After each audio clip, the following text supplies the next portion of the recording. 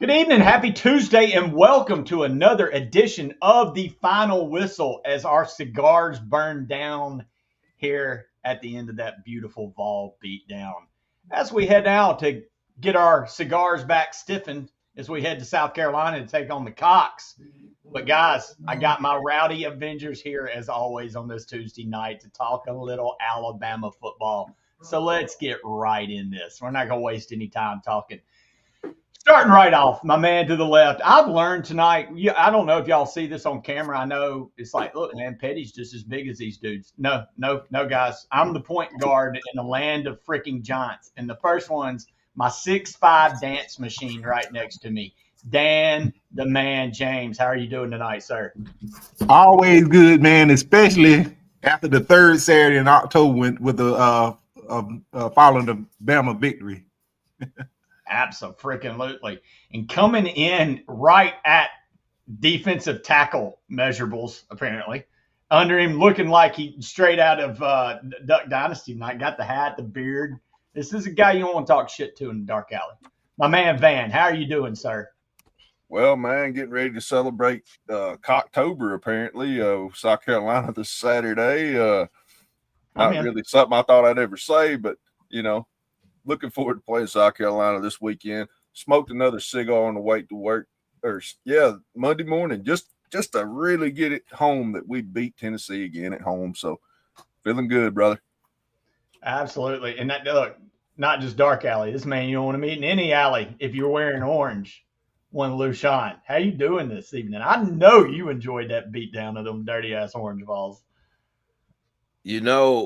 I enjoyed it so thoroughly that I had some bets from some Tennessee fans that I work with, and they actually paid up and wore some Bama gear.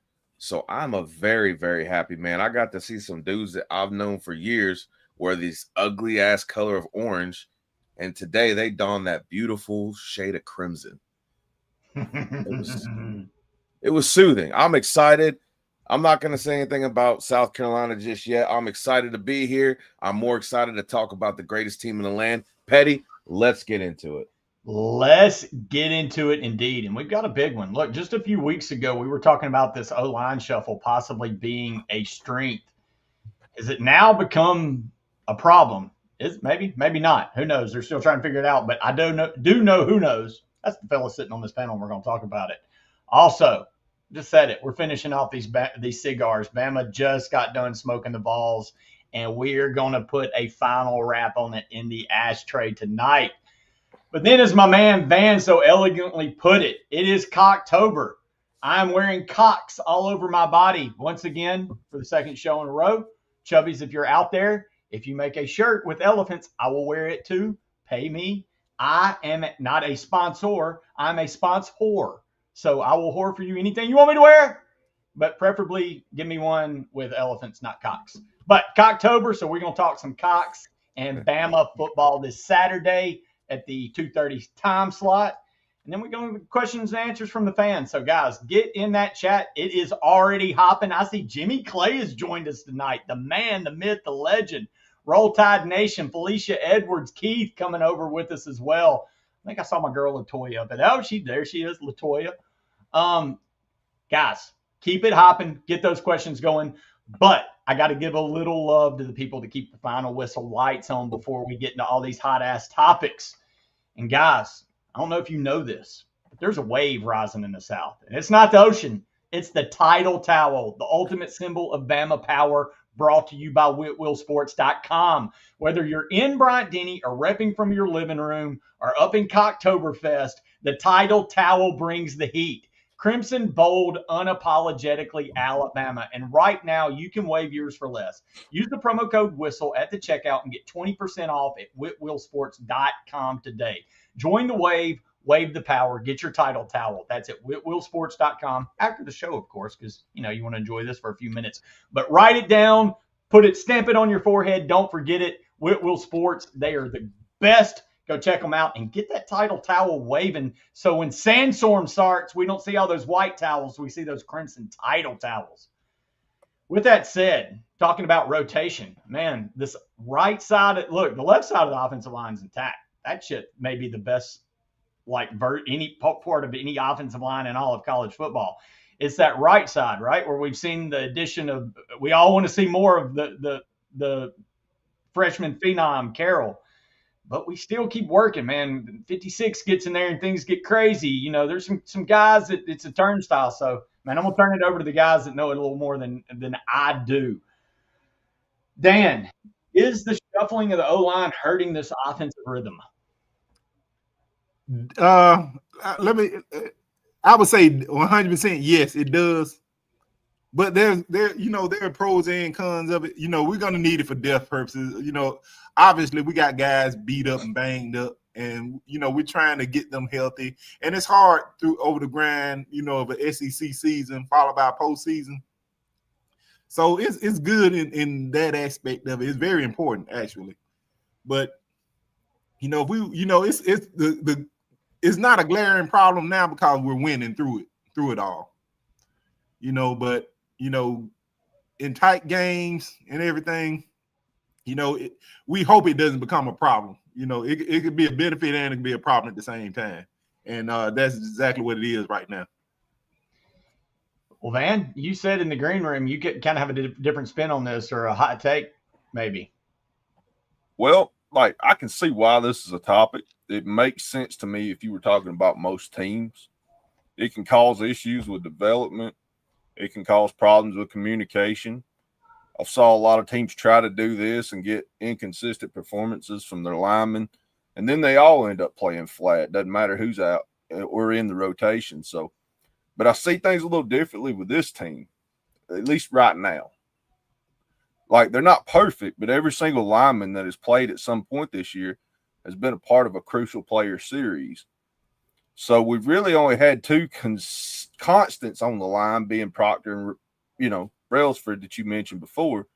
Dewberry has pretty much been the majority left guard, but he has been subbed out a few times. Right guard and right tackle have clearly been the biggest question mark, and I don't think rotating has hurt that necessarily. In fact, I'd argue it has helped because they have found someone whose strengths match what's needed for that particular opponent. Like, we give Formby hell on this show sometimes, and he deserves it sometimes. But he's also had games where he's graded out higher than anyone else in college football that particular week. In fact, I think it was against Georgia. Then you see Carroll and Sanders, and we like their tenaciousness. We like their push better. But I've also seen Vandermark make key blocks on big plays. It's not a one-size-fits-all in football, and I think the coaching staff has done a great job at using guys in different situations. Another plus is combating fatigue. Alabama has the ability to rotate fresh linemen in and not miss much of a step on how they want to execute offensively. And I don't think it's hurt the cohesion of the unit either, because you can watch these guys as they rotate out on the sideline and they're cheering on the other guys that are out there if they get a pancake block or they make a big block. I think we got a special team. I really do. They're really starting to gel and glue together. And I think what we're doing right now is working, and it's hard to just stop doing something when you kind of catch things going right.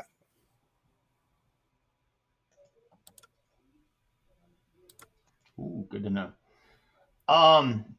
No, wow. I wasn't expecting the Taco Tuesday compliment. You're one of the first to go that route, and I appreciate that you pointed out that he is actually grading out in games better. That's a lot of people see the misses. That is another thing, man. This is a fan thing, and I'm very guilty. We very much notice when your ass gets burnt. We don't notice when we don't really pay attention when you do your job right. We're like, hey, Jim made a great run there. Boy, what a hell of a play by Ty. But nobody's giving credit to the fact the offensive line. Sorry, I've screwed up some shit in the chat. My bad. Yeah. Smoke them if you got them, Cox.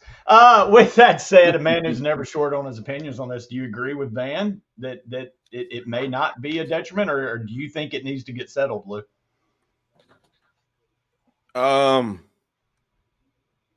So I'm gonna come at this from a different way, kind of agree to disagree. So obviously, there's some guys that they put out there that are flat out just getting the job done, that need to be out there. There's certain times in drives that we can't afford to stall in. Like there's certain, like coming out of the second half, you can't have a drive stall, especially starting the fourth quarter. You can't have certain drives stall. And to me, we have guys that are just flat out getting it done. They need to be in on those drives. I don't care how else they divvy it up. The rotation I like if the person is going to be a bully. But if they're going to be the bullied, they need to get out. I don't care.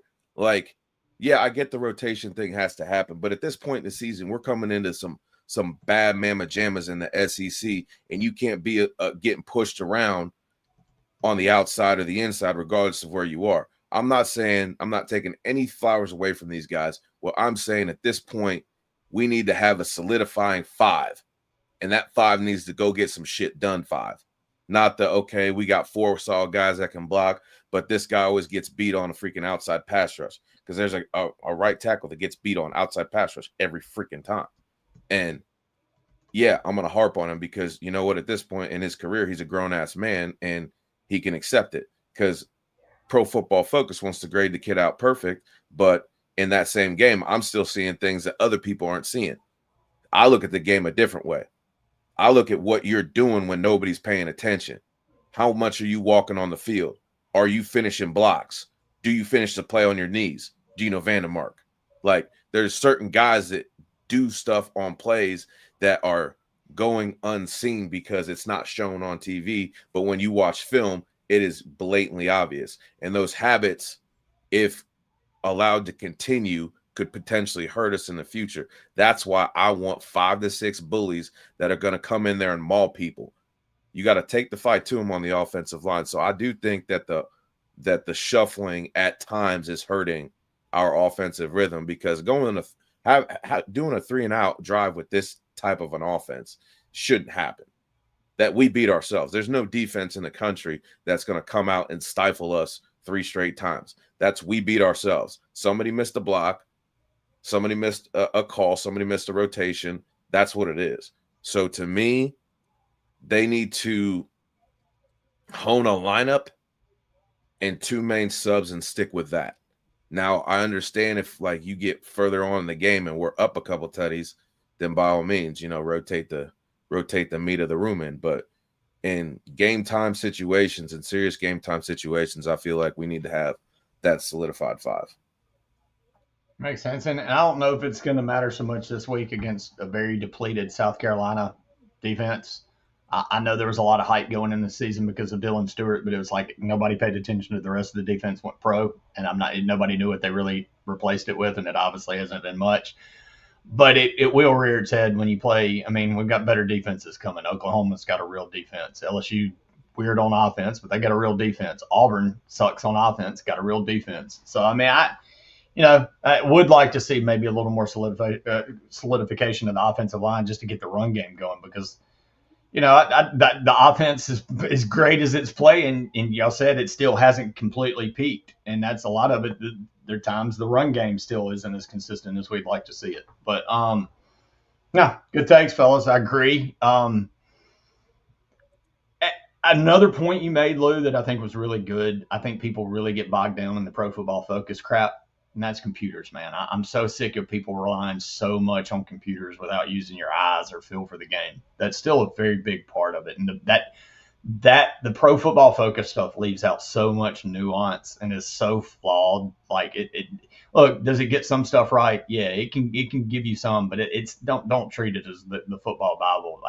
Lou, you're so dead on with that. Use your damn eyes, and I think Van and this group is really good about that. So that's why I like doing a show with you guys because y'all don't just y'all tell what you see and don't really rely on what others are telling you. With that said, fellas, it was a great night in Bryant-Denny.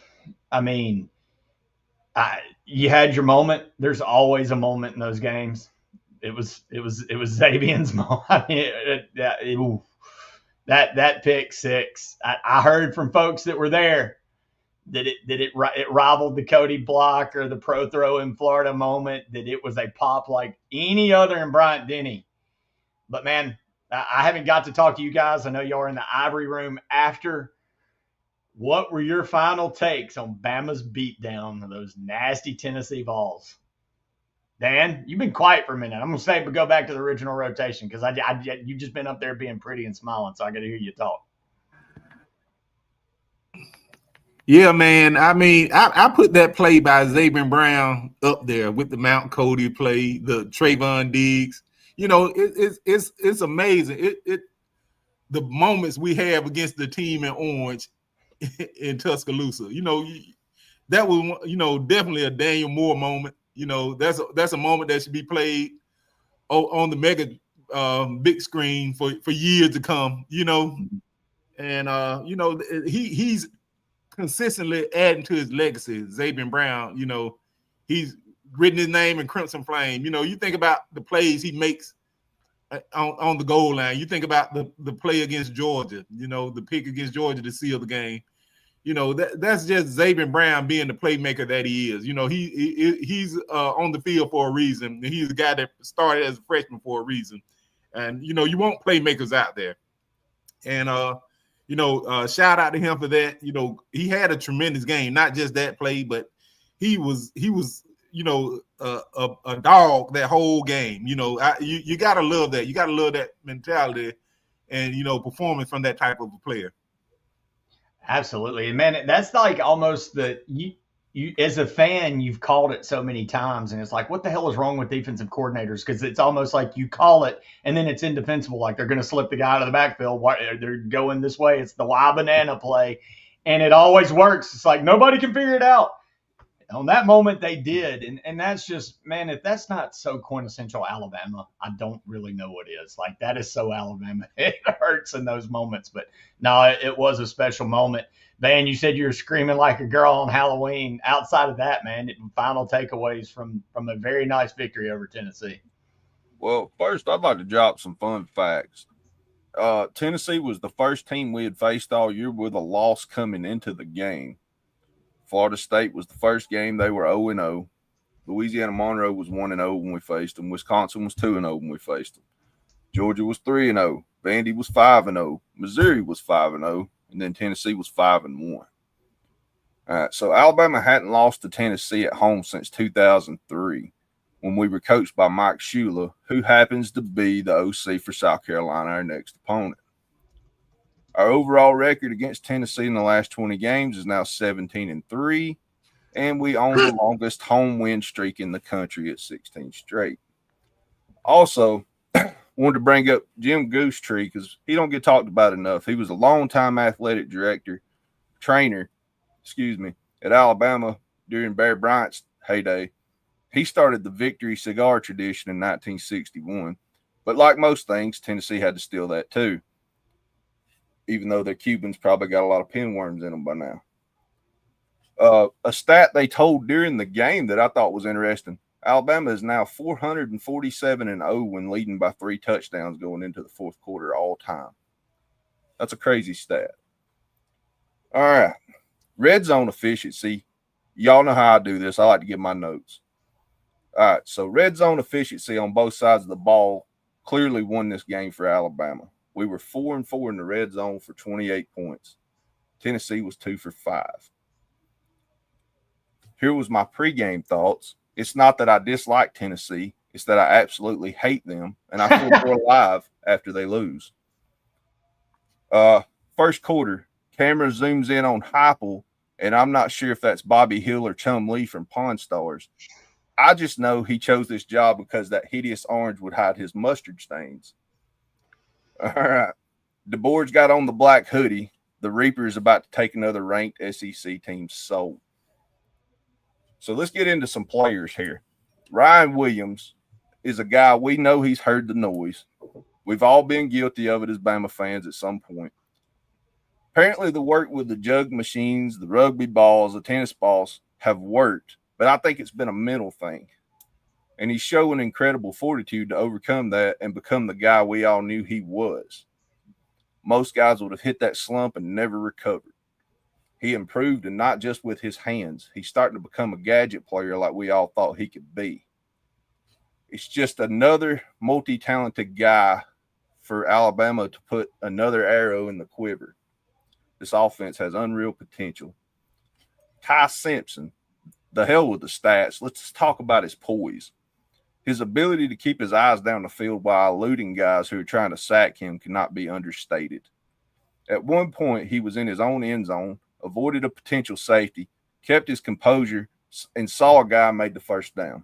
That's the kind of stuff that I have him playing on Sundays. He throws some unbelievable passes that you just can't defend at key times.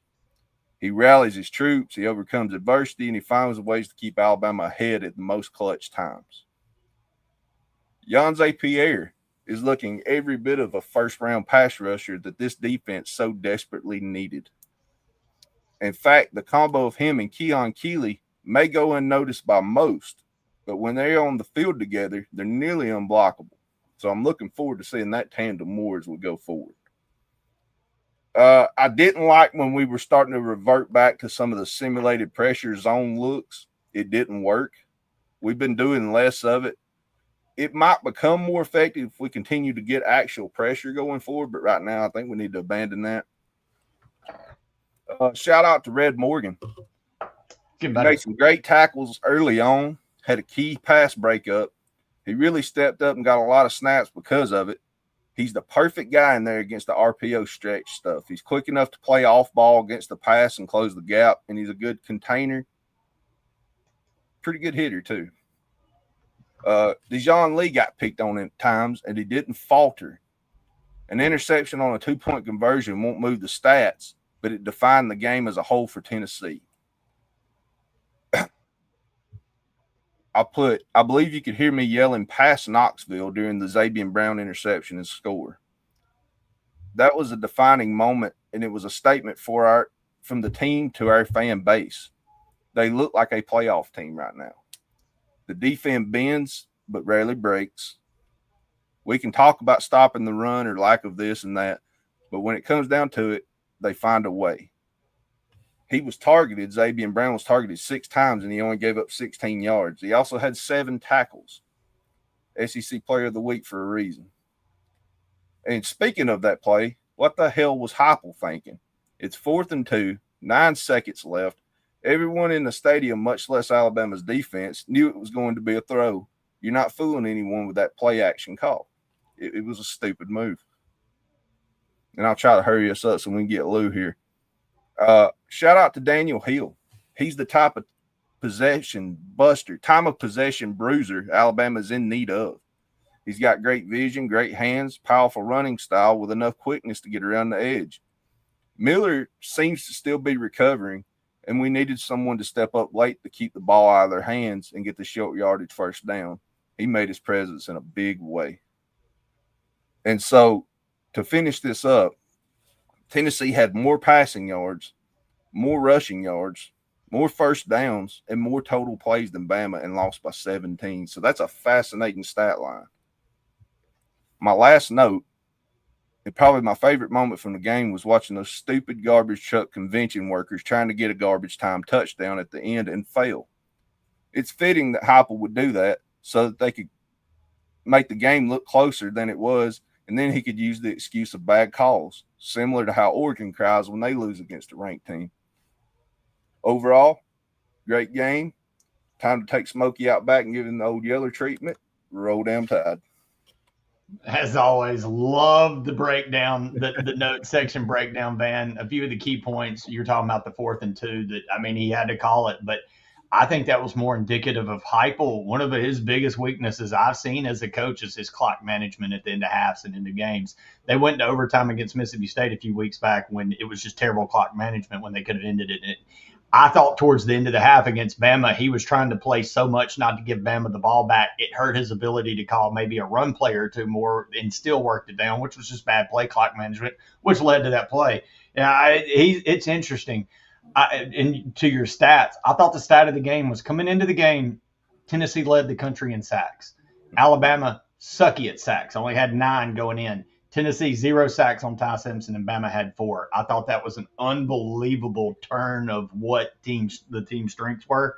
And before I get it to my man Lou to give his final take on those low down, those dirty, them snitches, we need 7 more subscribers so that me, Lou, Van, and Dan can visit our boy Hugh at the massage parlors. If you get those 7 scubs in, go to your girlfriend's phone, your boyfriend's phone, hit that like and subscribe. What you don't know, no massage for you, but that's not what we're doing with I thought it was massage parlor fun. No, sir.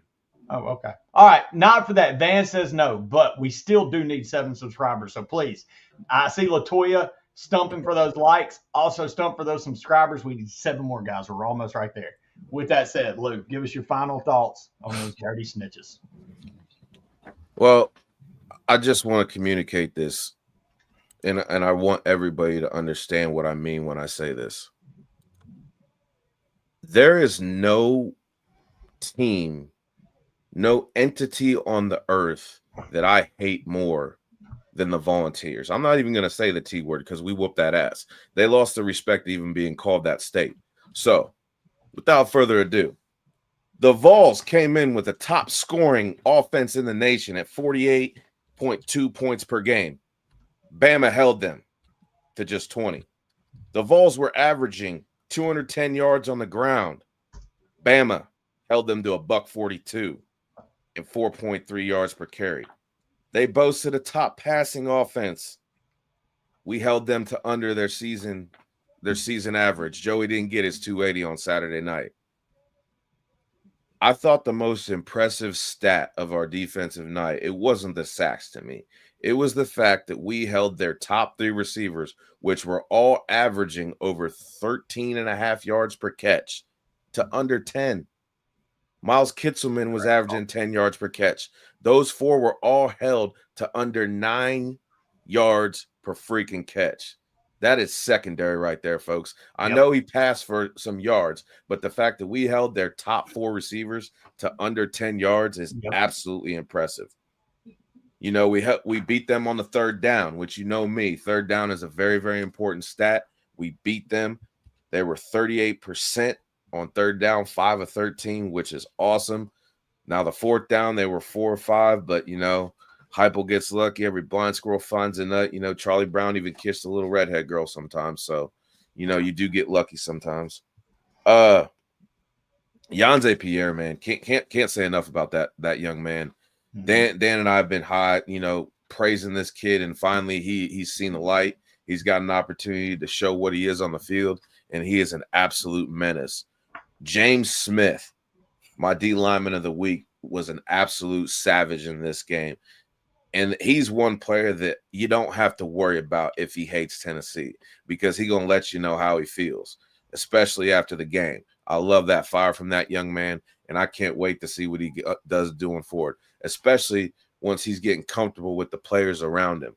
You know, I saw him out there with London Simmons a couple of times, and that's just a scary duo. I know Tim Keenan's the alpha in there right now, but London Simmons, guys, he is a freaking hoss.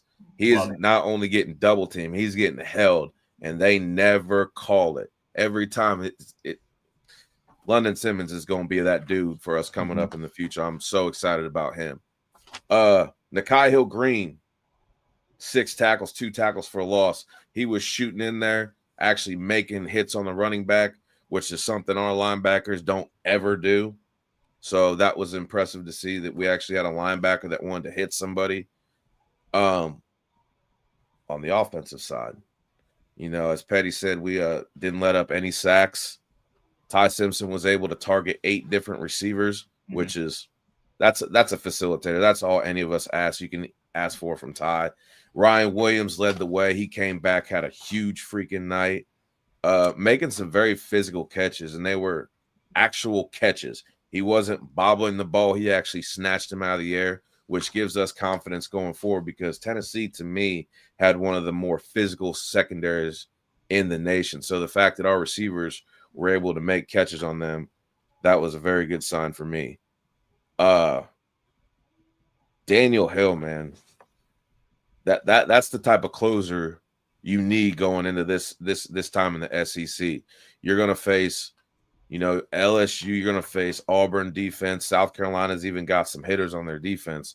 And when you're facing running backs like Jam and Kevin Riley, who are physical, but they necessarily aren't going to impact you, hit-wise down the line, and then all of a sudden in the third and fourth quarter, you're trying to hit this 245-pound running back who doesn't move like a 245-pound running back.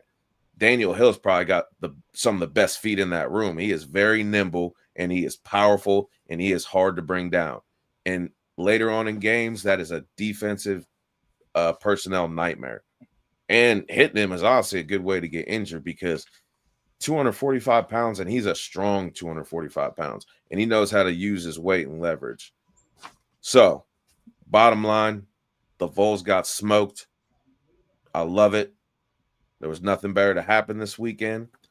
Kalen DeBoer, man, shout out to him having this team where they needed to be. Kane Womack, those defensive stands, those long drives that Tennessee had, and when we turned them away from the end zone, I thought that was just a spectacular job of putting those guys in a position to make a play. And on that pick six, Womack had those guys. He explained to them what's happened. A lot of times you see in that situation, players aren't in the right spot. They don't stay disciplined. Mo and Womack had made sure everybody on that field knew the exact situation, and everybody did their job perfectly. And what happened? A massive, monumental, generational type of play that we're going to remember forever.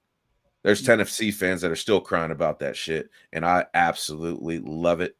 And Ryan Grubb, he called a very good game. Tennessee is a very physical team, and he didn't shy away from any contact. He didn't let that detour from what game plan he was trying to do. I am excited going forward because we still haven't really seen our passing game opened up, and that should be scaring to everybody. But we smoked the Vols, so I'm a happy dude right now. No, guys, I don't think it could have been broke down any better than the way y'all said it. But man, it's kind of why I love being on the show with you guys, because I develop, my opinions change constantly. I'm not one of these concrete people. I like to kind of continuously evolve, and you can nitpick games to death and say, man, you got to get better here and you got to get better here. And you're right, you got to, because there's going to be teams that can exploit you in different ways or hurt you or whatnot. But I'm not sure what a perfect game looks like anymore in this day of college football. And I feel like what we're getting from this Alabama club, and I said this earlier, if you watch other football teams, is as clean as a football performance as you're getting of anybody in the country.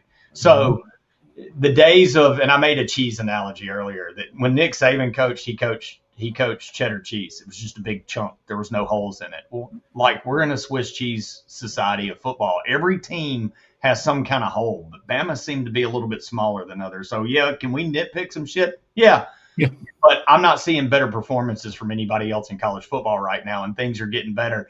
And people want to pick apart Kane Womack. You can pick him apart all day long. That fucking special moment we saw was because of what Luke just broke down. He had those players disciplined and in position and knowing what's coming. That's coaching, ladies and gentlemen, and that's just having guys in the right spot. I'm watching a team. I'm watching a team grow and an identity grow, and it looks more. Look, you had your shot last year. You should be scared right now if you're not wearing crimson, because it is a team getting better. And in this environment, are they perfect? No. Can the linebackers get better? Yes. Can the running game get better? Yes. But again, we can easily pick apart your own warts, right, when you look in the mirror. But there's other teams in the back of that mirror whose warts are a lot bigger. And I think y'all did a great job of pointing that out. Look, you can take some things away from this. You can't take anything away from this game. Alabama played a great game and kicked Tennessee's ass. And you smoke them cigars and enjoy this damn win, and let's go on to the next one. Speaking of the next one, guys, it's time to slap those cocks limp up in South Carolina. Let's go. What do we know about this South Carolina team outside of they've got Lenore Sellers and Dylan Stewart? Because it doesn't seem like they got much out of that. You got your finger up. Yeah. So the Gamecocks are totaling about 297 yards of total offense. 191 of that comes through the passing. That's 104th in the country, and 106 of that comes on the ground, which comes in at 122nd. So they're not an offense that's going to wow us They're not an offense that's going to scheme. They're not going to do anything crazy scheming. They're pretty set in what they try to do. They try to get the ball to one of their two top receivers, Vendravius Jacobs, with 21 catches, 343 yards, and 2 touchdowns. He's averaging 16.3 yards per catch. Or the freak of nature track star, Nick Arbor, who's 6'5" and 245 pounds, also has 17 catches for 278 yards, 2 touchdowns. And he is averaging over 16 yards per catch. So these wide receivers are going down the field and they're making catches, not because he's making accurate throws. These guys are making plays on the football. Not saying that he's not accurate, because the kid's only thrown, 2 interceptions all season, but he has a 64.7 completion percentage. So he's not accurate, but he doesn't really turn the ball over. I think against our defense, that actually plays into our hand. They got a couple running backs that are averaging around 4 yards per carry. Rashul Faison, he's averaging 4.4, and then you got the true freshman in Matt Fuller, who's also averaging just at 4 yards per carry. So they're not a team that's going to really try to pound the rock at all either, because they just don't have that up front. And on the defensive side, they're kind of in the same boat as us as far as getting gashed in the running game. I think that's going to be a spot that Ryan Grubb tries to utilize and tries to develop some depth this game in our running back room. I think you're going to see a lot of running backs get a lot of opportunities. They're also not very, I wouldn't say they're elite, but they're decent against the pass. So I also see that Ty Simpson's going to be able to move the ball downfield. And I think we're actually going to see us take some actual shots down the field this game. They got a couple pass rushers I want to highlight. Dylan Stewart, everybody knows, 27 tackles, 9 tackles for loss, 3.5 sacks. And Brian Thomas Jr. is their other defensive end. He's got 23 tackles, 6 tackles for loss, and 4 sacks, and a forced fumble. So they don't have the crazy defensive front that they had last year, but they do got some guys that can rush the passer. But other than that, their linebackers, their linebackers are good, but they're not anything that I don't think Alabama's going to be able to handle. So I see this game as a major building block. I think we're going to see a lot of stuff we haven't seen, because this is a game that we need to sharpen and perfect some things that we haven't been able to necessarily test out because of game situations and how games are going. So I look for this to be a very technical game from both sides of Alabama football. I like that breakdown. And I kind of agree, because this is one where I think there's so much broken in South Carolina right now. If you look, Beamer's kind of losing his damn mind. I don't know how much that's going to play into his team. But I do know that Dan has been quiet way too damn long. So I'm going to do this tic-tac-toe style and going at one angle up. Dan, what have you seen from this Gamecock team? Or have you, anything that worries you that could maybe exploit Bama in any kind of way? Well, they're a team that's, going through what we're going through, the grind of the SEC. But the thing is, they lost 4 out of their last 5 SEC games. The only win was, I think it was 35-13 victory against Kentucky.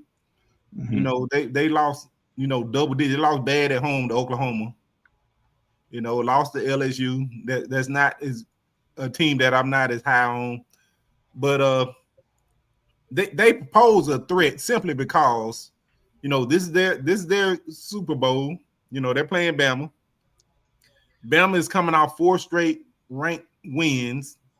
And it's the game before the bye week. We beat Tennessee. They're trying to catch us at a letdown time.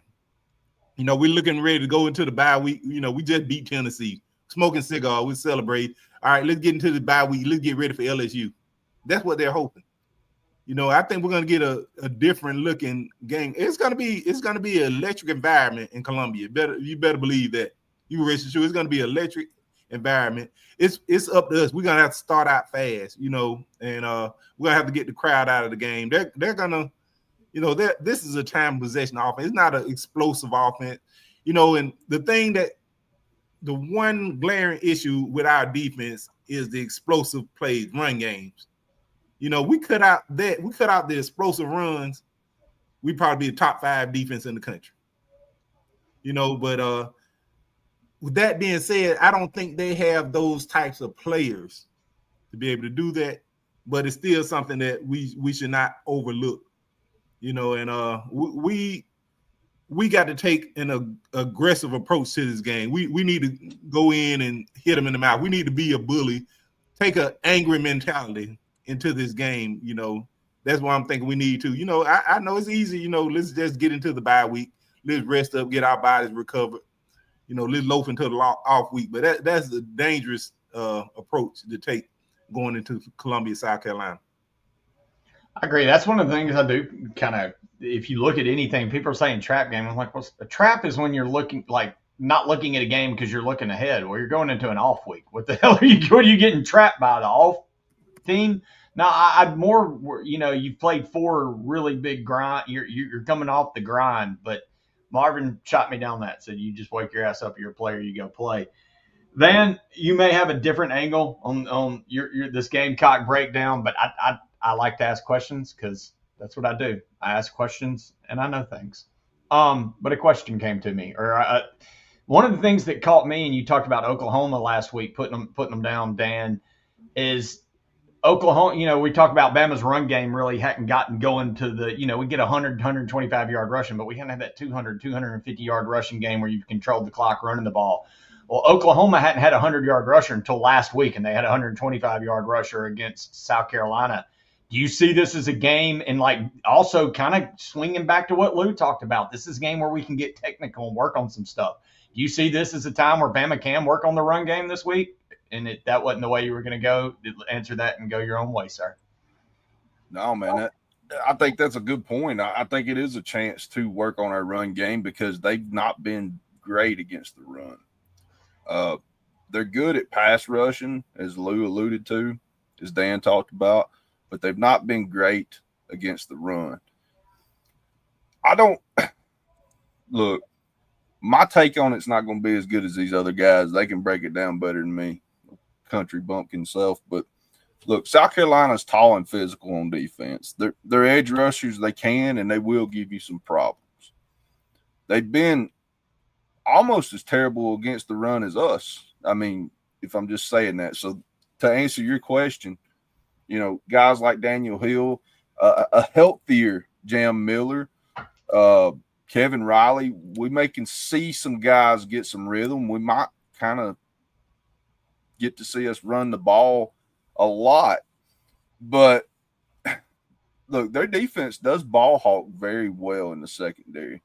They do a pretty good job against the pass. I think I seen something where they got 8 interceptions and they're ranked in the 20s in yards allowed against the pass. I mean, it's pretty good for a team with the record they've got. Their defense is still fighting out there. Offensively, it's Sellers to me. And I mean, he leads the team in rushing attempts. He's 3rd in yards rushing. He can put that team on his back and take off. We've seen him do it. And I understand what they've looked like this year, and I understand your definition of a trap game, and you are correct. But we're going to have to keep him in check because I've seen him pull some magician shit before. And he's been sacked a lot, and we're going to have to continue that trend. We're going to, on the other side of that, we got to keep Simpson clean and let the boys go off a little bit as well. Try to establish the run, get an early footing on that. But I'm going to walk away from all that. This ain't the definition of a trap game, but this is a game where you can get trapped, all right? Yeah. It got thrown around a lot during the Missouri game, but this one has the makings to me because we're 1-3 since last year against unranked opponents on the road, all right? We need to prepare like we're playing against Georgia again. Yes. Absolutely. That's a you great. got a team in South Carolina that has underperformed in comparison to their preseason hype and rankings.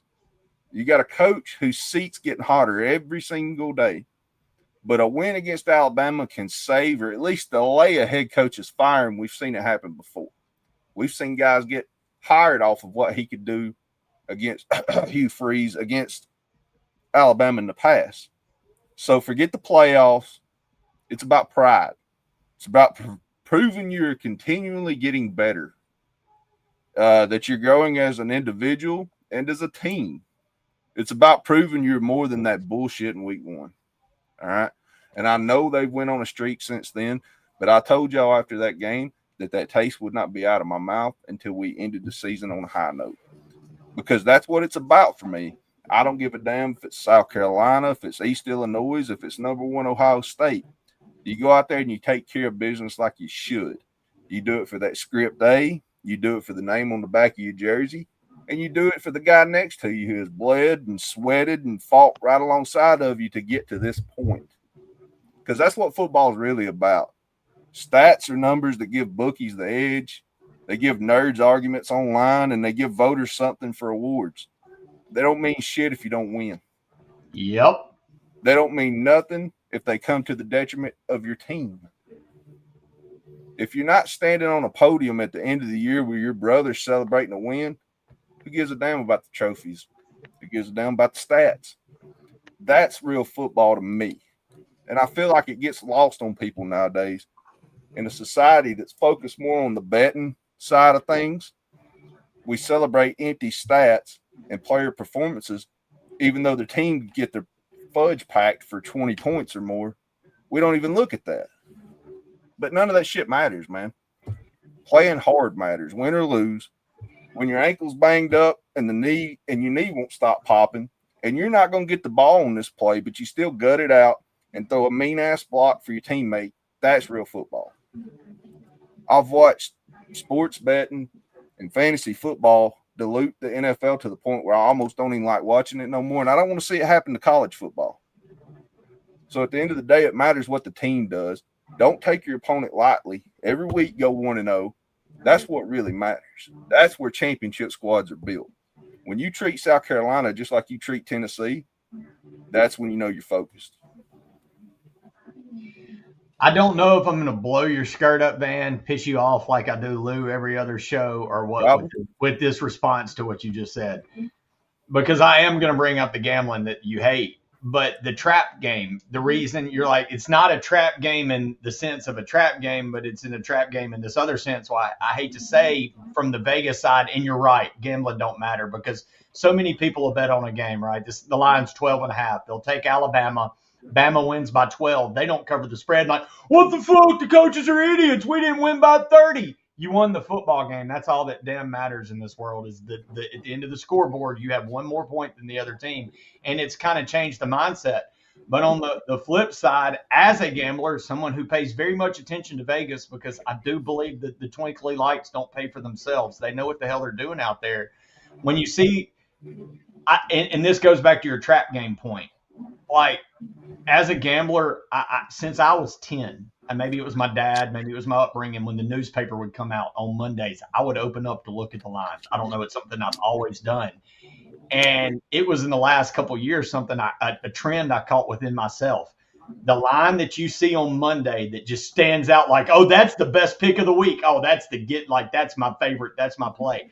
I'm pretty sure 95% of the time Vegas is taking the lunch money on that play because it's supposed to look like the easiest. They're doing that on purpose. That's the big, shiny, come get the gold while I snipe your ass in the back. I'll be honest. I looked at the lines this week, and the first one that stood out to me was this one. I was like, oh, shit, 12, 14. 14 was what it started at. And I'm like, man, Beamer's losing his damn mind. I feel like South Carolina has gone in a time machine and become Bama fans from 2005 because they're ready to murder a guy named Mike Shula. Their offense is bottomed out because of Mike Shula. And when I break this down, I'm like, Bama's on an upward trajectory. All they've done is gotten better each week. They've won 4 straight games against ranked teams. 14, they're going to kick this team's ass. Within 2 days, that line's now 12.5. Oh, well, that's even easier of a play. Like, God, give me Alabama. You bet on them, and then all of a sudden you're like, shit, they won by 10. So when you say I'm kind of with you, and I'm sorry to bring up the gambling after you just went on how bad you hate and it's ruining it. But as a gambler, I look at that line and say, oh, that's easy money. Whoa. Because it's easy money, it's not. They don't pay for those lights with their own fucking pocketbooks. They're doing it with dumbasses that think it's easy money. So I'm kind of like, but when I break this game down, Lou, put up your finger and I'm going to let you go with it. When you break this down, I don't see how Bama doesn't win this game 31-7 because this is a broken South Carolina team. This is a really good Bama team. So X's and O's, I'm with you. And at the end of the day, it doesn't matter. If you win at 13-10, you're on to the next week and you win. Lou, you're giving me all kind of crazy looks. I thought I was going to piss Van off. I ended up still pissing Lou off. It's amazing. Yeah, man, you're about to get jujued.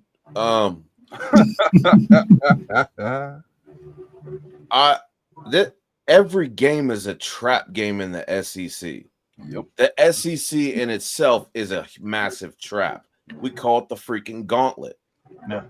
Bama's running that gauntlet. I would argue the exact opposite. At this point in the season, you're what's called battle tested. When you go through some of the games that you've gone up through at this point in the season, and Alabama has done that successfully.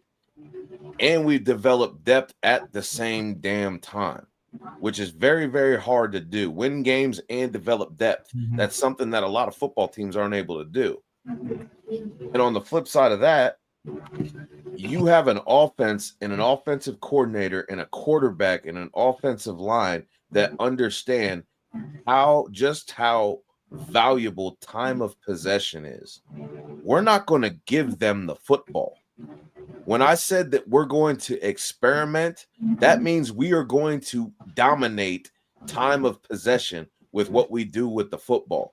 And if Lenore Sellers has to play catch up, I love us in that matchup. Oh, hell yeah. I absolutely love us making him air the ball out.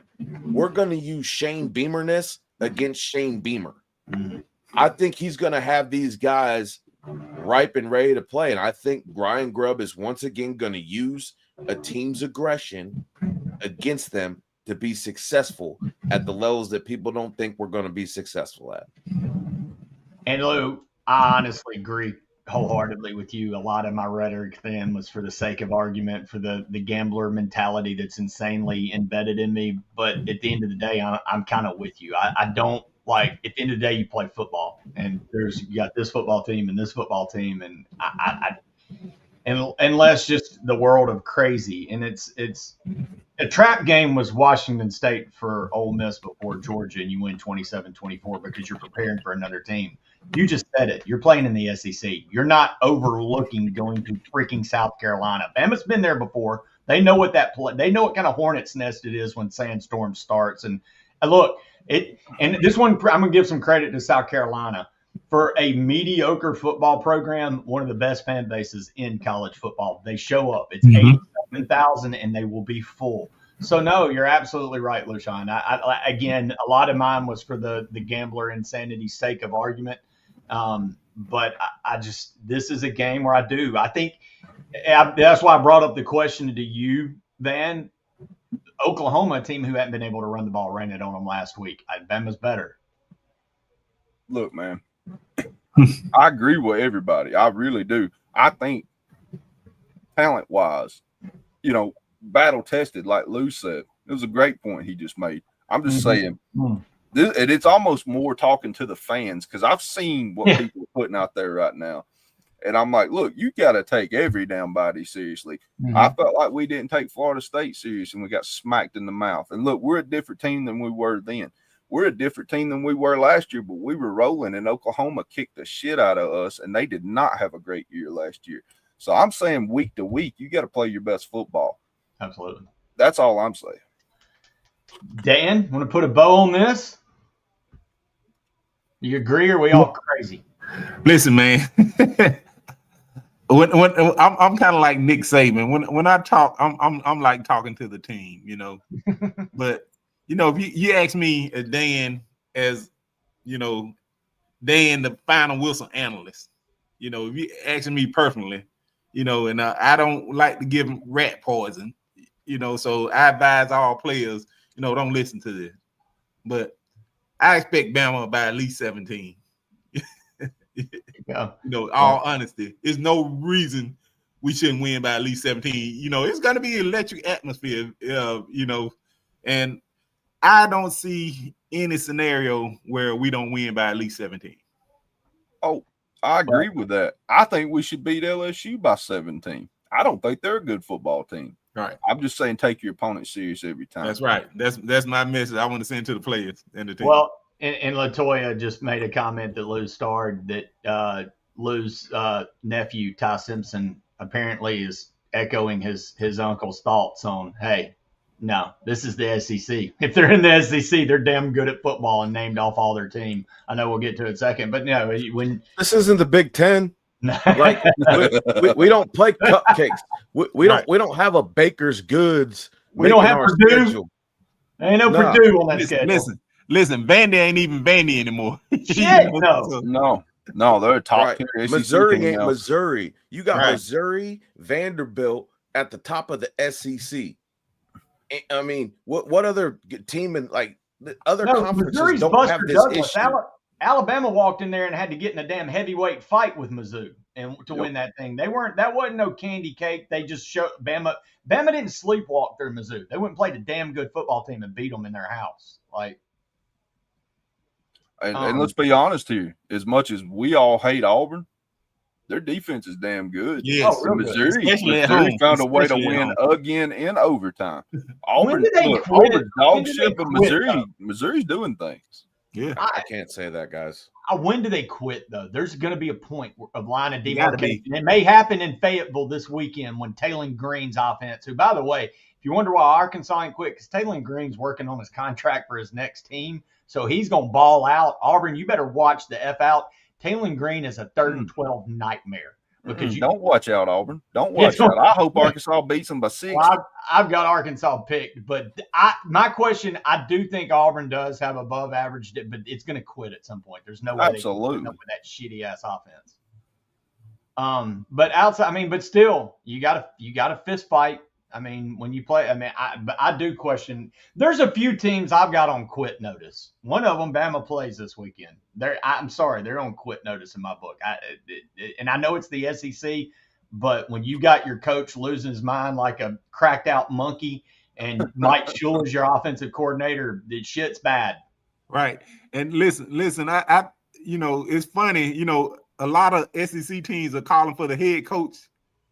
Oh, dude! So they did our boy Siski, who my man Lou's boy Siski and McCready and AJ did a thought exercise on every SEC team possibility of coach not being there the next year. It could be 7 or 8 SEC jobs looking for coaches next year. Right. And it's not all of them getting fired. Levy's going to leave state for greener pastures because there's a lot of greener pastures opening up, and he's made them look competitive this year. Drinkowitz could get picked off by a better job. Beamer's going to be say LSU loses Saturday night to A&M, then Bama pops that ass, and they quit, and Arkansas and Taylon Green and that offense light them up. They're going to be looking for that $50 million to get rid of Brian Kelly's fake-ass accent. It's about to get really weird in the SEC. Rumblings are coming out of Austin. They're not liking it, which is it's about to get weird, guys. Replace the quarterback. Start there. 150 yards against Kentucky ain't good enough. Name Manning. Ain't that right, Lou? Hey, we ain't talking about that, man. No, we ain't even talking about him. I'm going to put a stop to that shit right now. Healthy depth in second half closers. Was this on my list? Yeah. It is now. It is now? It was on the list. I didn't see it in the banners. My bad. I didn't know we had one more before we got to question A. I wouldn't have kept that last one so long. Healthy depth in second half closers. Well, now let's go with it because, Lou, you were talking – you kind of alluded to this in the last one. We've been able to kind of start building depth. And, man, that's the one thing. Second half closers. Let's talk about – man, even this is where I don't want to argue with him on the show I'm on before. I'm on the show with a former Alabama football player that played defense. I'm never going to argue with Marvin Constant because I'm a dumbass compared to what he knows. But as a fan, I'm watching this because he still thinks Womack is holding this defense back. For reference, if you don't know Marvin's thoughts, he thinks Womack is he still has his questions on Womack, but I think he has his questions on every defensive coordinator. But man, from what I've seen in the Georgia game, in the Vanderbilt game, in the Tennessee game, this defense seems to be doing its job in the second half. So, Lou, you're giving me the look because I missed this topic. I'm going to let you start it, buddy. Okay, what I mean by the healthy depth, we'll do this in 2 parts. The healthy depth is the health in the secondary and the health in our wide receiver room and the health of our defensive line.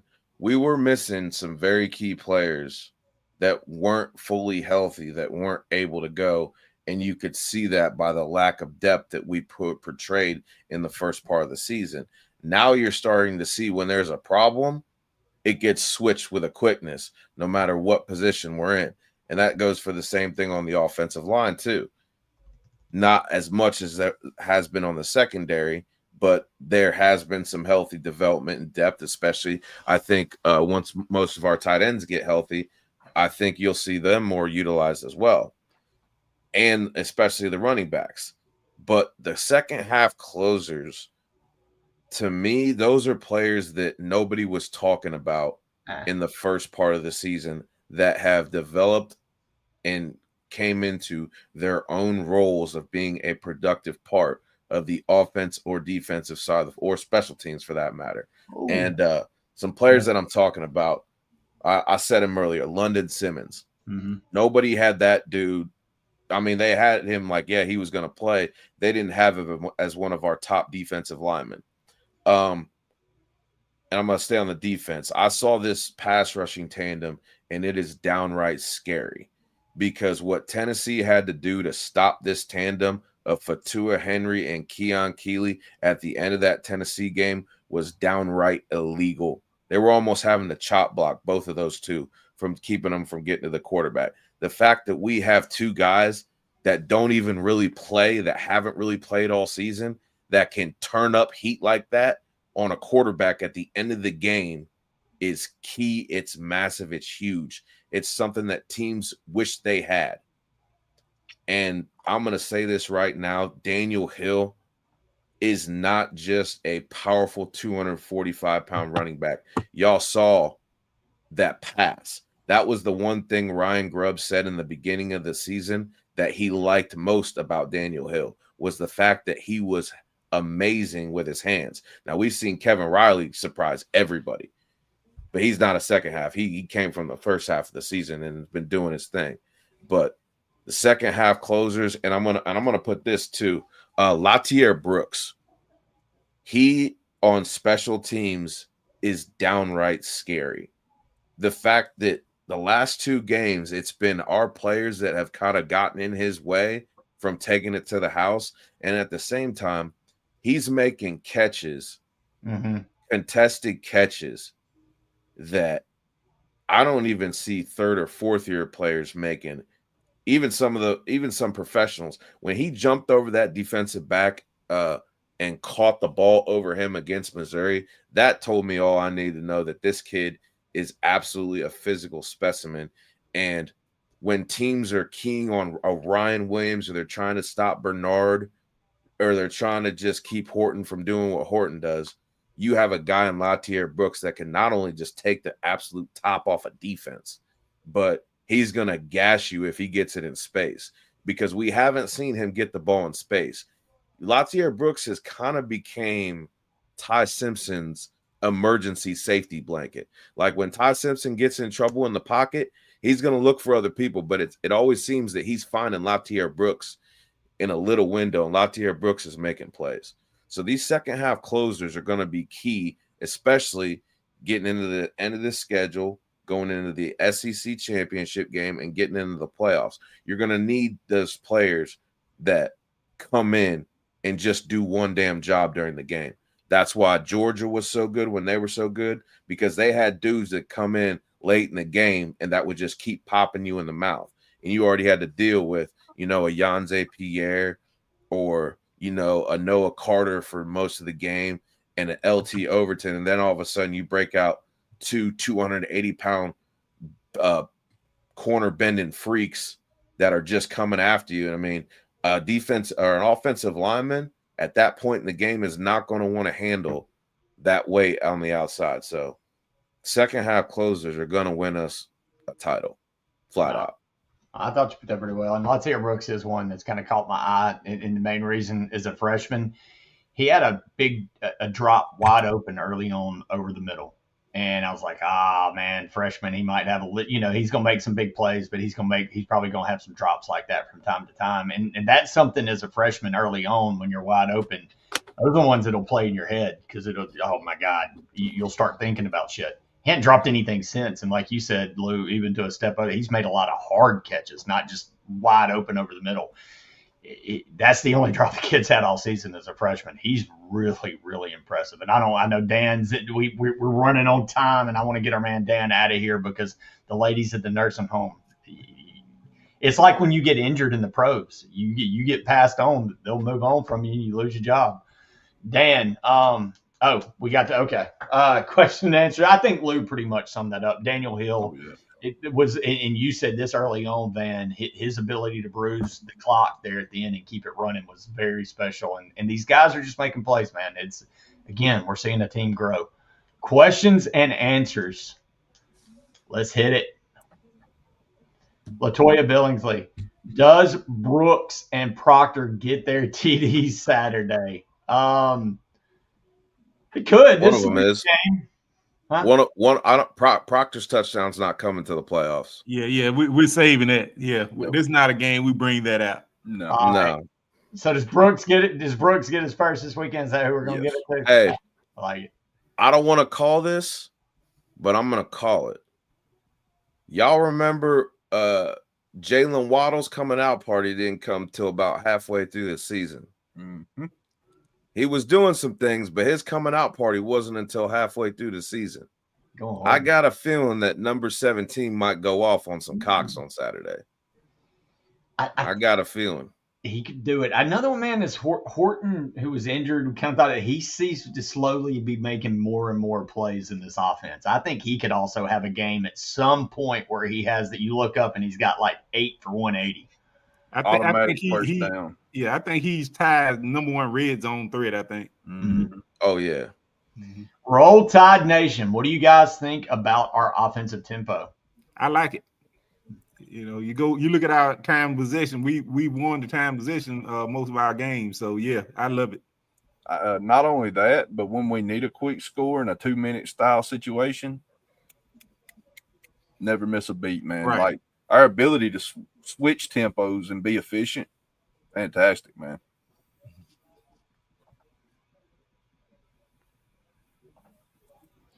Van Edwards, can you play a saxophone too, Daniel Petty? I'm trying to think. Is that That's a Bill Clinton reference. Is that the? Oh, that was from earlier. For a second, I was like, is that Parks and Recs? Is that Remember the Arsenio Hall show? He goes on and plays saxophone. Plays the sax. No, I'm just an unlit cigar man. Whitwell Sports. I hate Tennessee. I think we can all agree on that. I think we all share that sentiment. Yeah. I mean, there's a person from England now that was right up in the upper deck yelling, fuck Tennessee. I love that. That was so good. That, man, Ty Simpson burner. God, I'll be honest. Beating Tennessee is one of the most, that feels better than beating Auburn. Do you like Absolutely. It does. And there's just something soul-filling. I remember the days after, sorry, we're going to sidebar just for one sec before you get out of here, Dan. We're going to do some feel-good shit. But, man, one of the things that's great about when you win those is seeing all the videos after and inside the stadium. And it hit me like beating Tennessee is the best. Sorry. Yeah, Slick Willie. Ty Simpson's burner. Do y'all like these flea flickers we keep trying? Dan, I like it. I love what Grubb's doing. Like I'm okay with it because it keeps the defense guessing, keeps them honest. Exactly. Key in on things. Dan don't like it. Because here's what's going to happen. It give me them Lane Kiffin first down vibes. Come on. Here's what's going to happen. On one of those plays, they're going to leak Ryan Williams instead of sending him across the field with the others. and he gonna take a top off of defense because they're gonna come up rushing because on film it's broken down every time, and a defensive player will naturally try to cheat that. And as soon as Ty sees that, he gonna call that audible, and RW Hollywood is gonna burn him. I'm telling you. Man, I've been really impressed with Hollywood. That kid's taking it and taking the criticism and let it be a fire instead of being a negative. Latoya Billingsley, will we be able to get our running game going against South Carolina? That's a great question, and one that I think we kind of touched on based off of what we saw against Oklahoma and kind of the comparison of we've kind of been Van shaking his head. I think we do. And I think Luke kind of expects that. And I know Dan wants to see it because he wants to see us run the damn wishbone and get away from this tricky shit. But I think Lou's kind of talked about that's what he's expecting this weekend is us to kind of go methodical and work that time of possession, work that clock, work that run game. So hope so, actually, Latoya. I want to see that run game. I want to see us do some murder ball for a weekend, right? Latoya back with it. Did y'all hear Ty's interview? This is what I referenced earlier, and it was right in line with what Uncle Lou was saying. So, I mean, in the same brain, this was at the dinner table when he was talking to his nephew Ty about how you approach SEC football. They asked him about facing a not-so-good SEC team, and he said if they're in the SEC, they're good. Then he started naming all their players and what they do. Does that not make your heart happy when your quarterback is – I can't fall in love with Ty. It's one of those people you fall in love with like more each game. Do you remember the last quarterback to do that for us? Young. Bryce. Young. Bryce. It's been a minute since we had a Bryce Young. Bryce would sit there and name off, okay, so they got the defensive end for it. Yeah. You have a quarterback that's giving flowers to the other team's defense in an interview. Mm-hmm. He knows the game of football. That's someone people could follow. Yep. Yeah. So Dan's got to hop off. Dan, tell the ladies at the home, hi, roll tide, smoke them if you got them. Roll tide. Yeah, I got to go see Miss Gertrude. May the force be with you, Dan. Peace. All right, buddy. All right, we got one more. Yeah, Ty, I tell you what, man, Ty Simpson is special, guys. Let's enjoy this. Mitch Gilly. I love that name. It's bullshit that we play this hellacious schedule and Big Ten teams play cupcakes and they can look at Ohio State and call them number one. Who have they played? 2 lost Texas. Is that their big win? Yeah, it really is. And that's the problem, man. I'm going to hurt some feels. I'm not sure the SEC can win a national title right now in what we're doing. We're way too cannibalizing ourselves. Like, I think Herb Street even alluded to it. We're about to get into the cannibalization season. Well, yeah, these teams aren't having to beat themselves to death for 10 weeks. They're going in fresh. We're not going in fresh to this thing. And it's, look, you can have the better team, but if you beat up, you beat up. And unfortunately, lose up there with those assholes. Ohio State is one of the ones that they've got freaking players. But no, it's horse crap. Like and look, man, when people were getting on Lane, he wasn't politicking in those kind and Saban, that he was on it. Like, strength of schedule has to freaking matter. Like, a 9-3 SEC team is absolutely better than an 11-1 Big Ten team who has only played Ohio State, and that's their one loss. So yeah, it's maybe I'm going on. Ohio State's got a hell of a defensive coordinator, Matt Patricia. They got talent, man. We can't deny that. They got a lot of good talent. But look, man, it's like Lou talked about earlier about being battle tested. They're not. Iron sharpens iron, man. Yep. We get through this gauntlet unscathed. We get into the SEC championship, win that. We're 12-1.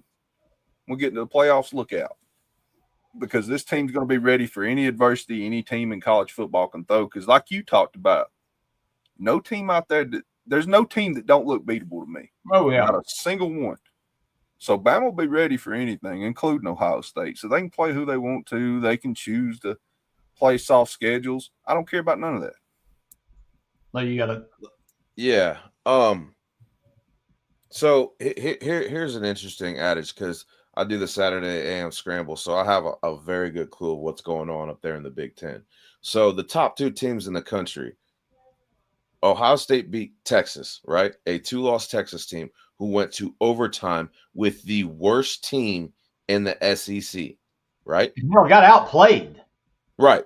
So then you have to consider, right, the second-ranked team, Indiana, whose big win is against Oregon, who barely beat Penn State, who Penn State got beat by the first 0-4 team since 1985.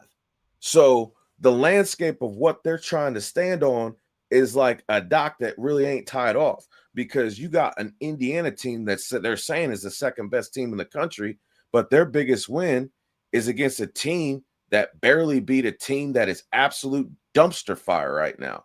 And at the same time, Ohio State has struggled with teams that they shouldn't be struggling with. Ohio University, they run a dogfight with. Ohio University, like, you want to talk about, yeah, they could put up all these crazy numbers, but when they come to a team that's hungry, that actually knows what a fight is, they're not going to, this isn't the same team as they had last year. They don't have all that defensive backup. They don't have the depth that they had. Do they have amazing receivers? Yes. But that is where that shit ends. And as far as Matt Patricia's defense, I'm going to absolutely disagree with Van on this. I absolutely can't stand that dude. I think his defensive scheme is going to get absolutely exposed when they play an actual offense. They have not played a single team that has a quarterback that knows how to facilitate a pass beyond 15 freaking yards. Well, you're right about that. So everyone's like, oh, yeah, they have a great defense. Who have they played? Arch freaking Manning? Arch freaking Manning almost got beat by Kentucky. Yeah, Kentucky football. Look, man, I agree with you, but you play who's in front of you. Well, their defense is good, and that coach is good, dude. I don't say I like him, but well, I don't act like he was part of a Patriot dynasty that put together some of the greatest defenses we ever saw, too. And yes, they had a great coach, and yes, they had a great quarterback and great players, but he was the play caller on defense, and he did a hell of a job. Can I play devil's advocate a little bit, Lou? But hell, I think you may have somewhat answered it in there. And I'm like, damn, he may have answered what I want to play devil's advocate with. And you started talking about Ohio State's depth versus last year. And that's what I was going to say. Y'all are right, man. They're not battle tested like the SEC, but they weren't last year. And then they walked into a Tennessee team that beat us last year and beat the brakes off of them because they were healthy, rested. They had just lost to Michigan the week before. They were ready to run Ryan Day's ass out, but they haven't really had to play that. They wake up and just beat the brakes off Tennessee and roll through the playoffs. So I want to agree because I want it to be the SEC. I want it to, hell, Bama's the best team in the SEC. I don't give a shit about the rankings. A&M's not the best team in the SEC right now. Alabama's the best team in the SEC right now. That's not Homer bullshit. That's Alabama bullshit. You saw it Saturday night. You saw the best team in the SEC. So I want it to be that, but man, that little freaking thing in the back of my brain saying, yeah, but we watched this shit last year where they played nobody, even lost to nobody before the playoffs by overlooking them into the playoffs and then just went and rolled through the damn thing because they were, fresh. I don't know. I'm with you though, Lou. They're not battle tested, but I think you and answer it further if there is a further answer, but maybe you did with the depth stuff. So what I mean is, like, you have a team that everybody's getting all these like props to, but when you are beating and they're not really convincingly, they're not throwing up 55-0 every freaking weekend. So I'm missing why everybody's saying that they're this elite defense. People are saying this is the best team in college football history. You're out of your damn mind if you say that. Like they're not even close to that conversation. No, and I don't think they're the best team in football. I think they're a good football team. I'm saying that's what the media is saying. I saw that on multiple things. The thing is that I have a problem that I will not stand with is you paid $30+ million for your team last year to get those players in there. You didn't do that this offseason. You didn't get the depth. You didn't get the star players that you had. The difference between this year and last year is the teams you faced were better last season. Like, people aren't thinking about that. The teams that Ohio State faced last year were better playing football. They had better offenses. They had a better quarterback. The fact that Ohio State has not faced a quarterback yet is going to hurt them. And especially the ones that they're going to play in the playoffs, that can move. Yeah, they might have a good defensive scheme, but they haven't faced an offensive mind yet. If they go out, because I honestly think Indiana's going to give them really big fits. And I don't really think Indiana's that good. No. But that's what I'm saying. Like, you got in the SEC, at least you know who you're going up against, the talent level, the physicality. Now, Ohio State was able to steam through the playoffs last year. They didn't have to play Alabama. No. They didn't have to play Georgia. No. They played Tennessee. They played a team who gets up for one game per season because Charlie Brown feels like that's the only game he needs to win to keep his contract, which that's fine, Charlie Brown. Keep doing what you do. But for Big Ten people like, oh, we beat the SEC. Tennessee Volunteers ain't the damn SEC. No, and that was a broke-down Tennessee team. And look, Chris Camp, you are right. It was in their house, even though the Voltards filled up half that damn stadium. Well, let me refocus it back this way. And I know we're running over, but I'm enjoying this conversation because I do. Let me refocus it back to the SEC, like you said, Lou, and more importantly, Alabama. In this regard, okay, let's scratch the last year they rolled through, but they did. Chris even brought up another case. You look at how that they had a damn good setup to get there too. We've talked about battle tested. Does the battle testing in the SEC is it? Do you think it'll be a detriment or will it be a positive going into the playoffs this year? For us, for us, it will be a good thing. Okay. For other teams, I would not say the same because they're getting punched. Right now, we are the puncher. Good. We have the depth to overcome this. When you're training for a fight, right? You want to hone your skills at the same time. You want to stay dangerous. We're doing that. Mm-hmm. Other teams in the SEC aren't doing that. LSU right now is not doing that. South Carolina is not doing that.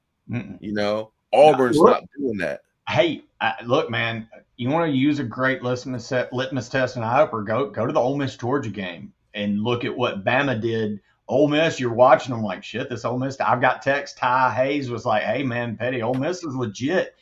Ole Miss was having to score a touchdown on every drive, but on the flip side, they weren't ever stopping Georgia. Bama was getting stops when they played Georgia. They were able to do things that Ole Miss doesn't have the ability to do. It's to your point, Lou, that you're seeing Bama do things that even the other good SEC teams don't have the ability, including Georgia. Ole Miss was able to go in Georgia and take a backup quarterback who's very limited throwing and run down Kirby Smart's defense. That should be a damn huge alarm. Bama, Bama's looking to look. That's why I brought up the Swiss cheese and the hole. Like, everybody's got them. Bama's are freaking smaller. You look at Ole Miss, they can't stop nobody with a pulse on offense, but they can score. You look at Oklahoma, good defense. Venerable's got that. Their offense is blah. Georgia, their defense has some real damn problems. And, Bama, you face a good defense, they can be stopped at times. Bama did that. Lance, I don't know if they're getting – boy, Lance Hunter, you made two good points. One, Texas does lose to Mississippi State this weekend. I think that's an upset coming. Lane, Ole Miss about to crumble. Boy, this week is big. I'll say this. This is really big for Ole Miss and Lane, I think. If they lose to Oklahoma, I think there's another loss coming because I think the team unravels, and then you lose to maybe Mississippi State on the road or Florida gets you or whatever with all the noise because all they're talking about the Lane stuff, which I don't think he goes to Florida, by the way. But if he wins this game, Ole Miss is about to be 11-1 on the flip side. This is a weird week for Lane and Ole Miss, maybe one of the biggest weeks in his tenure. And I don't know if he blew his wad last week in Athens. This would be an interesting week for my double agent team. Lane lost Alabama focus over a FIU job. Lane's the dip man. I want to argue the narcissist, but me and Van talked about this before the show. I even think that E60 thing, I've heard other people talk about it. That was a PR move to make yourself look good. And why are you doing that? Hey, y'all gonna stop talking about my man Lane? I'm not. I don't like him. I love him. I don't give a shit. I don't like Lane. I respect his offensive prowess. He's a good coach. Probably going to go down as one of the best Ole Miss coaches of all time. Yes. I wouldn't want him as my head coach. Who would you want outside? Who like in this era? Who's better coaches than Lane? And I'm being honest. I think DeBoer. DeBoer? I absolutely think DeBoer's a better coach. Oh, I agree with that. I wasn't saying this as a smart ass, like, who's better than Lane? No. And then I didn't take it as that. I mean, you got a right to question something. No, and I think DeBoer is. I take that answer. I think Kirby Smart's a better coach. I do too. I don't think Ryan Day at Ohio State's a great coach. He's I don't got think good so. rosters. No, Kirby's not, because you take Kirby away from Georgia. You got to look at the school he went to. Lane didn't go to a top SEC school. He went to Ole Miss. Georgia wasn't doing what Kirby's done. No, but Georgia still has the recruiting backyard. That's what I'm saying. You take Kirby out of Georgia, Kirby is not the coach that he is because he has the backyard of players in that recruiting. Lane, on the other hand, had to scratch and claw to get what he had. That's where I put that respect, because is he a douchebag? Absolutely. But I like douchebag personalities. That's what makes good quarterbacks. That's what makes good coaches. You got to have a moxie about you and a confidence about you to be able to do some of the crazy, stupid things to be successful. You look at outside Alabama. Most people hate fucking Saban. But he's great. It's because he's good at what he does. I mean, I'm just not gonna. I don't see the. Well, and Lou, you're not alone. You guys are saying, but to Lou, me, you're not alone. No, Lou, and I'm bringing up Lance because he's hammering Lane, and that there's a weird dynamic. There's a lot of Bama people that would love Lane and would love to have him back, and then there's this Lane was run off national championship week. F him. Lane's history don't lie. He gone. What do you mean the history? He's been at Ole Miss for 6 years. The one where he turned down multiple overtures. Like Lance, I hate to do this to you, buddy, but like you need to get out of the 2005 time machine. Since COVID, Ole Miss is the second winningest program in the SEC. I don't think he's going at just any job. There's 2 jobs that would take Lane Kiffin from Ole Miss, I do believe. One of them is the Alabama. I'm not sure because of your mentality, and there's boosters that would have a problem with it too. It's not just fans. There are boosters that would have a problem with Lane coming back. But if Brian Kelly shits the bed at the end of this, Ole Miss better get worried about Baton Rouge calling too. And I think those are the 2 jobs. But people saying Florida need to get out of their flipping time machine because Florida hasn't been shit in 10 years. They're 2 good coaches, and that's their whole program. They weren't anything before 1990. And before you say, well, what was Ole Miss? Well, I'm not. They're acting like Florida's Alabama and Georgia. They're not. They don't have the money. If it's about money, he stays in Oxford. If Lane leaves Ole Miss, it's for one reason. Is to win a national title somewhere he thinks he can do it easier than Ole Miss right now, who's giving him every resource. They're about to make him the 3rd highest paid coach in college football. Lane has a history. No, man, I think you're off there. But I will say, I'm not saying I'm naive. It ain't Florida. It ain't just going to leave. It's going to take Alabama, LSU, or some pro job to get Lane out of there. Look, I think he's going way back. He's going Tennessee. He's going USC. He's going Raiders. You know, hold on. I'm sorry, man. Those big programs, you're acting like Florida's smart. They fired Dan Mullen after only losing 9 games. They fired you're acting like Florida is like Alabama. You don't put mistake Florida is because they had 2 good runs with 2 coaches with Alabama, Georgia, LSU, Tennessee, Texas, any of them. Like, I don't know where we're getting this Florida is a good program rhetoric. What the fuck have they done in 15 years? Please. Like, let's get over this Florida shit. They are Steve Spurrier, Urban Meyer, and that's it for their whole history. Alabama, outside of Bear and Saban, has won national titles. Like, LSU won titles with a grass eater and a caveman. So no, like let's get over this Florida. Apparently you've never been to the Swamp or Gainesville. It's a shithole. They don't have that much money. They're getting sued by players over NIL, so it's not like they're just doing all this right stuff. Like, I'm sorry to go off, but I live here in Florida, and I've had to deal with what I've now learned to be the most low IQ fan base on earth. Because I'll be honest, living in Alabama, I got spoiled. Alabama fans have some of the highest football IQ on the planet. You can get mad at them, get all the whatever, but Alabama fans are smart. Florida aren't. But Lance, buddy, you're off on this one. Sorry, I don't mean to go off, but that's. Look, I'm not sitting here in any way saying Lane's a bad coach. It's obvious what he's done at Ole Miss. It's obvious. No, he changed one of the most mediocre programs in the history of the SEC stripes. Absolutely. He's the best coach that's been there in a consistent basis since I've been alive. And Ben, to your point, I don't think he's one of the top 4 or 5 coaches in college football. football. I also think if you put James Franklin and him in a room, it's that Spider-Man meme where they're pointing at each other because they like to choke against bigger teams. Yeah. But Lane loses to actual football teams, not jokes in the Big Ten. Look, you can make. I know you like him, Lou, but you ain't got. I don't know if it's brother. He's not in random games. We've seen greatness as head coach. Okay, Lane ain't there yet. That's all I'm saying. Yeah, but last year you seen him beat great and lose to non-great. That was where he beat Georgia. Beat Georgia's ass. He beat Georgia, and he had no reason not getting the playoffs last year. They lost to Kentucky, so that's where he'll lose to the. That's where Lane. That's where, and I agree with the people that like the narcissist and the stuff. Those are the things that I do affect. I think Lane's personal life affected the Kentucky game. But I get the hold up on Lane. That's why I think he's an interesting, because there's people like Lou, and I've got tons of Bama. I've got more Bama friends than I do Ole Miss, and I grew up in Mississippi, and I know more than half of them would kill to have Lane in Tuscaloosa. But I also know there's the Lances of the world. And I wasn't really meaning to go, I get fired up. I love doing this on the show, but I know there's a group of the Bama fan base. Van sitting here talking to one that don't really want Lane here. And there's some head coach. That don't. I respect him as an offensive genius. I respected his dad and creating the Tampa 2. I mean, it was legendary what he done, Monty Kiffin. But and he may grow into one of the greatest coaches we have ever seen. But all I can base Lane off of is what I've seen out of Lane and what we talked about last year. He beat Georgia. There's absolutely no reason Ole Miss didn't get in the playoffs last year. You trip up against Kentucky. You got to win that game, man. To cross that level and get to be known as one of the greats, one of the best coaches, you've got to win those games.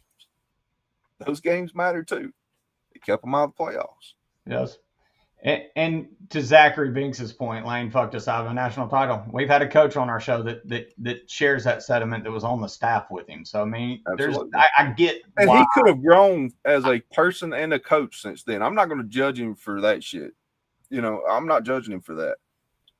I don't care what he does off the field. Absolutely don't care. It's none of my business. Unless it's Hugh Freeze, and then I can make a joke out of it. But, I'm not – Ole Miss, first of all, if there's even a threat he's going to leave, they better throw the bag at him, by the way. They should. You're not going to get better than Lane. You're not going to ever be better.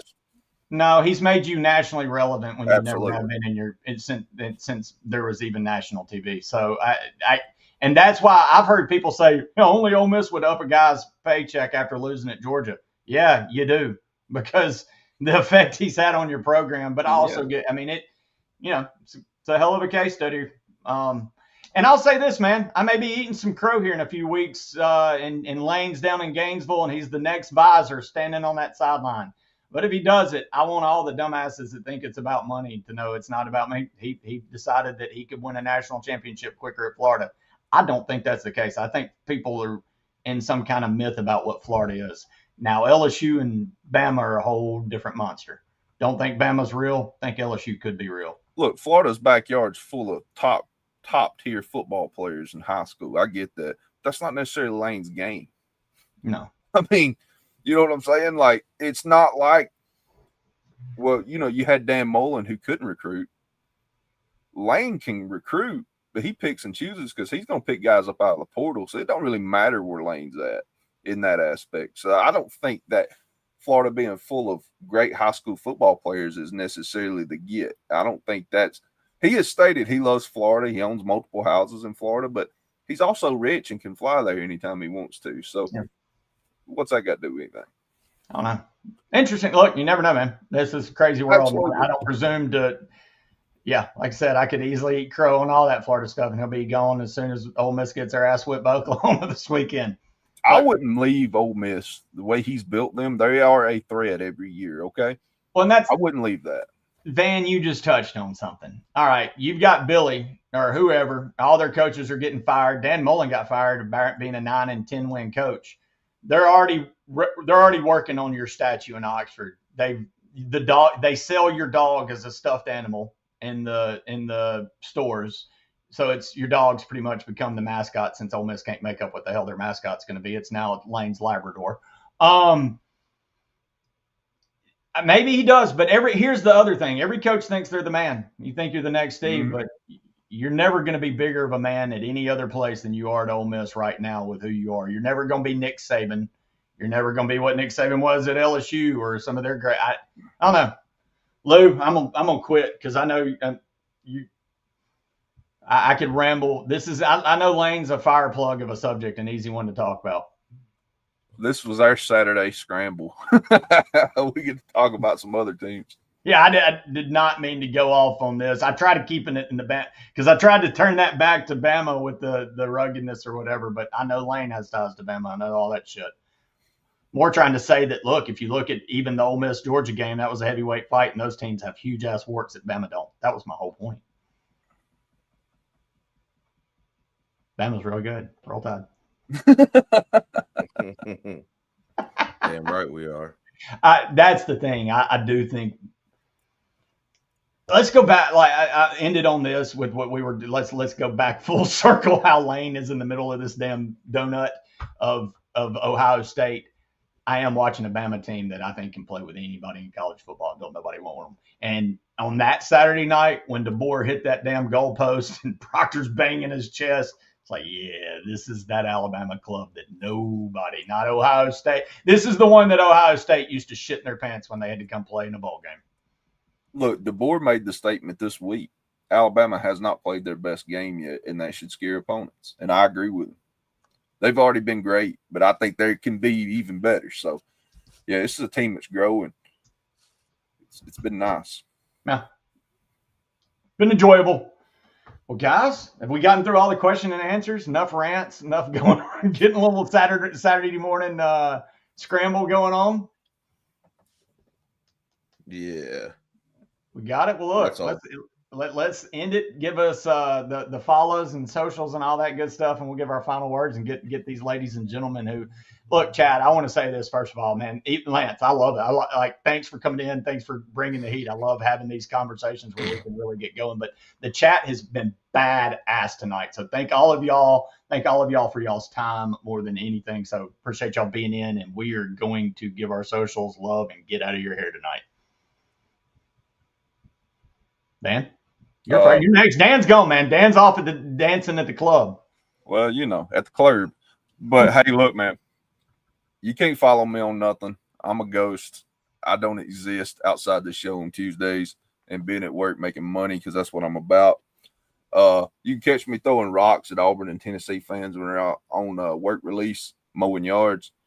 You can catch me hollering at Sanities at other SEC teams because I don't like none of them. And you can catch me repping the Title Towel because Whitwell Sports and Title Towel, that's our people. Right. Other than that, roll Tide, folks. That's it. Lou?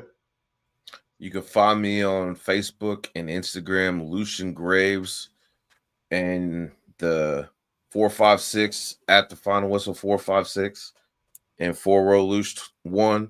You can find me on Tuesday nights, 8 p.m. Central, with this amazing group of Avengers, which is going to get back to some original cast members here in the next couple weeks. Excited about that.